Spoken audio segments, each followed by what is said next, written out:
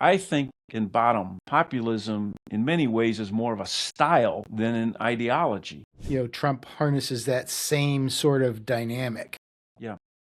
There was a review of my book in the London Review of Books that made a couple of points about that, where they said populism, it can be from the left wing or from the right wing.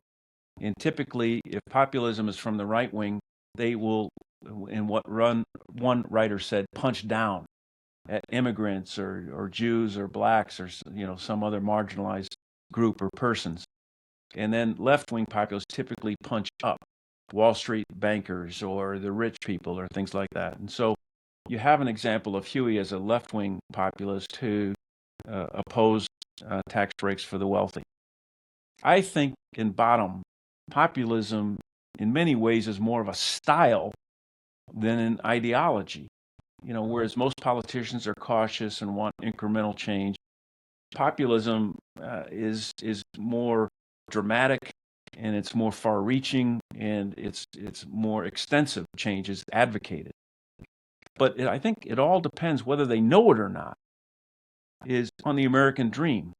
The left-wing people will say the American dream is imperiled when the rich people have too much money or the bankers have too much control. And the right-wing people will say the American dream is imperiled when immigrants are stealing all of our jobs or committing crimes in our cities and preventing us from having a safe life, that kind of thing.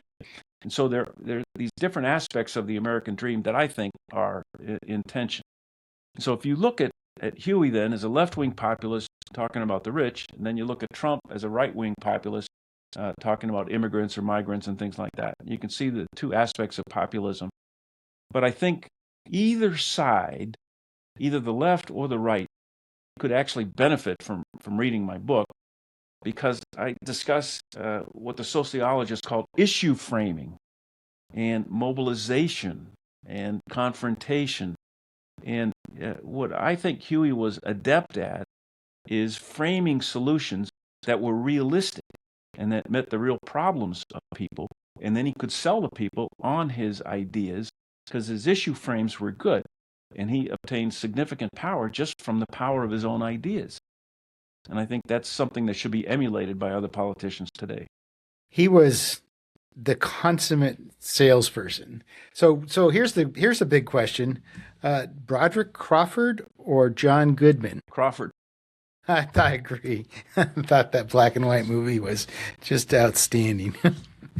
And so, just so everybody who's watching, there was a movie, and I think it was 1941. I was right about that time with, which is about Huey Long, and then of course he had the more recent movie with John Goodman.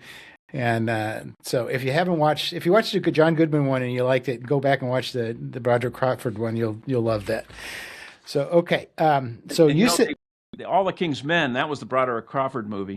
And they remade that with Sean Penn in the Willie Stark role, and that was a big flop. Even though they had a great cast, it was a big flop. But Broderick Crawford was born to play that role, in my opinion. yeah, it took a dark turn in certain ways though. But Yeah. so what? Why do you think he was so popular? And do you think that he actually had a shot at the presidency up against Roosevelt? Well, it's a impossible question to answer with any definition. But Right. remember, he had 9 million people estimated in his Share Our Wealth clubs. And his assistant secretary said they had at least one member in every county in every state in the United States. And this was at a time when 20 million votes, maybe 21, 22, somewhere in there, could conceivably carry a national election. So if he had people who were willing to write in and become members of the Share Our Wealth Society, 9 million of them, if you can imagine them bringing two non-members to the polls, you've got a significant number of votes.